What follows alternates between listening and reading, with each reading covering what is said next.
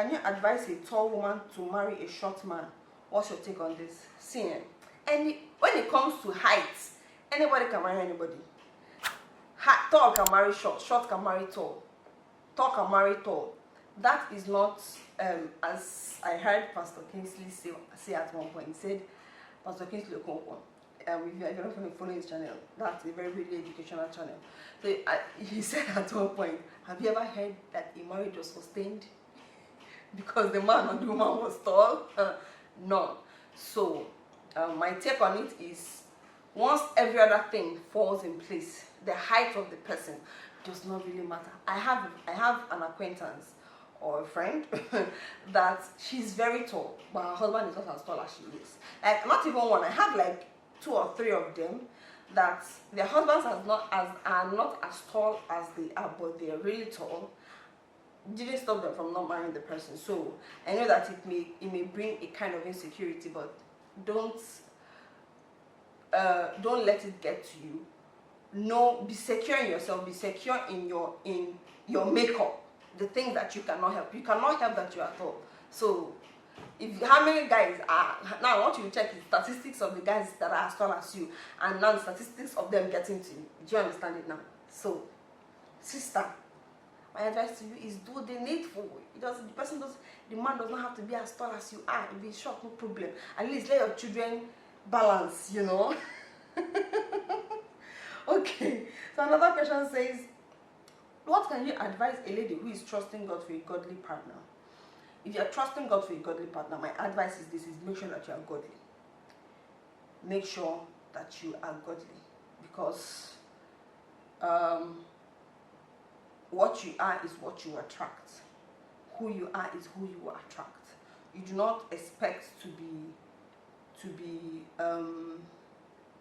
there's an analogy I used to use, but sometimes it just feels like I'm too harsh when I use that analogy, but pardon me to use that same analogy again. And the analogy is this: you do not expect to be living life as a prostitute and expect that a king would approach you for marriage. You don't expect a pig to attract sorry. You don't expect a pig to attract somebody that is wearing white, do you? If you are wearing white, you are going to avoid a pig at every cost. So, likewise, if you want to marry a godly partner, make sure first of all that you are godly, and then know that you're not the one. Let God lead in the choice of who you would marry, and don't expect God to come and fall inside your house and tell you this is the man now. But I want to believe that by now you already have a relationship with God, and there is a way that He speaks to you. So also listen for when He is speaking to you. And I think, long story short, that's it. A lot of other things, but these 2 things mainly. Are you still going to give birth again, or the 3 is okay? Just curious to know. I do not know if another one is going to join the 3. I don't know at this point. But if you ask me, I would say, yes, I want a few more. What it made me to remember was, Mama was like, if they leave you, you go born full house. Well, at this point, I don't know yet. We are looking to gods. But the likelihood is really high. It's really high, because hey, I like babies. I love babies. And I remember at the point I told my husband that I missed being pregnant. He said, like when I said this, I just gave birth. It wasn't up to like 3 weeks. I was like, I miss being pregnant. He said, I said yes. He said he doesn't understand me, but sometimes I don't even understand myself. How do you juggle motherhood, career, and work? As I said before, set your priorities straight. Once you have your priorities, you know how to allocate your time and what to do per time. You know what is more important at each given time, and give attention to it. That is how I juggle it. Because my belief is, because there's this belief of a woman, or not, but let me just use in this context a woman, because yes, that's what I am. There's this belief that a woman can have it all. Yes, a woman can have it all, but the catch, not the problem, I don't see it as a problem. The catch is this: you cannot have it all at the same time. You get what I mean? So, prioritize. Another question says, how to find a good husband as an introvert. He that must have friends must first show himself friendly. I'm an introvert. Forget the things I've seen on YouTube. It's because it's just me and you people. Outside that, this is the favor you meet. That's the favor you meet. So I'm an introvert, but one thing I learned to start doing was I stopped turning down invitations to just go out, as long as it is not going to ungodly places or doing things that are ungodly, as long as it is just like pure social engagements that do not have any negative connotation to it. Accept invitations, go out, don't tie yourself inside the room. There's this I watched that thing yesterday. So this guy, the God back guy, Obina or something, I cannot remember his name completely again, but I know him as the God back guy. So he said, the angel, God was saying, where's the young man? They said the young man, they don't know where he is. What happened? He has been praying to God for wife, but he will not leave his house. Then he will finally go to, when he goes to church, before they share grace, he has reached his house. The angel said he had to improvise. He had to bring the woman inside the house. The man started running. So you don't expect God to like open the roof and drop your husband down inside your room. So go out, socialize, be friendly, and as you are being friendly, also be careful, because there are a lot of wolves in sheep clothing. Be friendly and mind how you carry yourself, because that would also play a part. You get what I mean? Okay, this video is really getting too long.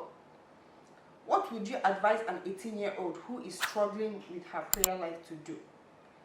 Okay, so I want you to first of all know that God wants to have a relationship with you, and it is a good thing that you actually have realized that okay, your prayer life is kind of wacky, it's kind of out of the whack.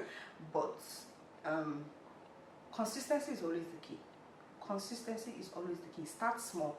Don't start with trying to pray for 3 hours, trying to pray for 1 hour. There's this young lady I was coaching at a point. I told her, can you try to pray 5 minutes prayer every day? Make it an everyday thing. I told her, let's start with 5 minutes prayer. But the thing is, that 5 minutes, we are going to make sure that every day we dedicate 5 minutes. We dedicate 5 minutes to prayer, to communing with God. And then from there we graduated to 10 minutes, we graduated to 20 minutes, 30 minutes. Now, ladies and gentlemen, this young lady can pray for 2 hours. This young lady can pray for hours. So it is not a matter of,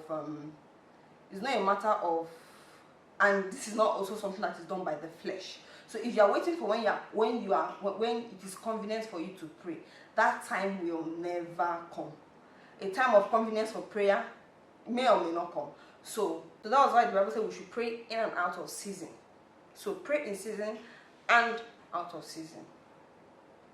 So I say all this to say that, one, ask God for the grace to pray, and then take it one day at a time. And don't in Igbo adage says, you don't put all your fingers inside your mouth at once. It's one at a time. So take it a step at a time. So 10 minutes, be consistent, be consistent with the 10 minutes, graduate. And then also know that as you are praying, because I see a lot of people that they pray a lot, but they study the word of God in like little to none. So as you are praying, also study the word. One thing I realized is that the more you study the word, the more you see areas of your life that you need to actually pray about, and that will also help you in prayer. Because also remember that it is not by your own strength, it is God that supplies the grace to pray. So that's my 2 cents for now. Like, this is like summary. How has being a parent changed a perspective of your career? Okay. Right now, I don't work in an office. I work from home. All my work are from home because I want to have, everybody's different. This is me now, so I'm not saying that's what I'm doing. Because I want to this is the formative years of my children. I want to be there. I want to be there, like be there. You get what I mean? So I work from home. I do a bunch of things from home, and that is how it has changed the perspective of my career. That's a sacrifice I have to make. If I have to make it, I will make it. For me, I said, because everybody is different. Know what works for you and know what you want. Don't say because whoever is doing it, you will do it, or because the other person is doing it, being a career one, you be a career one. What is God saying concerning you, your purpose, your family life per time? So next question says, how to navigate marriage when you have small babies. One thing that my husband and I settled before we started giving birth, even before we became pregnant. That's how we used to say it. Even before we became pregnant, was no matter how much our kids need us, we must never forget that it was the two of us before the kids, and it will be the two of us after the kids. So we also make sure that we put each other first. Doesn't mean that the children, of course the children get us, like they get our attention 100%, but we also know that we should focus on ourselves very well. We will not like we've trained ourselves not to be distracted by parenting and other responsibilities that come with parenting and marriage, that we forget our relationship with each other. So we every day is an everyday thing. It's something that we do every day. Don't wait only for the date nights or for the days that you take the audit of your marriage. No, every day communicate, every day talk, every day like fellowship with your husband. Not when I say fellowship, see, the fellowship, there are different aspects of this fellowship that I'm talking about, but generally, that's what I mean. Oh, Jesus is my Lord. Okay, so make sure that you never lose touch of each other. You never lose touch of what is going on with each other. Keep in touch. Keep in touch. It's something that you must be deliberate about. It's not something that just works itself out. No, the two of you must be deliberate about keeping that fire burning. Because if you leave the fire, it will die down. So keep the fire burning. Be deliberate about it. And I think that's the end, because this video has become too long. At this point, I don't even know if I'm going to cut it. So I'll be ending the video there. I'll be ending the video with that question, and I'll be seeing you guys in my other videos. I believe that you enjoyed this video, that you liked this video, so please give this video a thumbs up, and in the comment section below, some of the questions that I've answered, what are your own experiences, what are your own 2 cents, what are your own 2 kobo, because we're in Nigeria, you know, we're not in US, it's not cent, we use kobo and naira. So what's your own 2 kobo, or your own country, whatever currency you use? Like, shall give me your opinion, like your opinion, your thoughts, your suggestions on the topics to handle and all that. I get a lot of you are saying bring back the Bees Delight. I'm working on bringing that back, because there are a lot of challenges along the way for this thing, but I'm bringing it back. I'm working on bringing it back, and by God's grace, it's going to come back in full force. You know. Well, with that being said and done, I'll be seeing you guys in my other videos. Bye.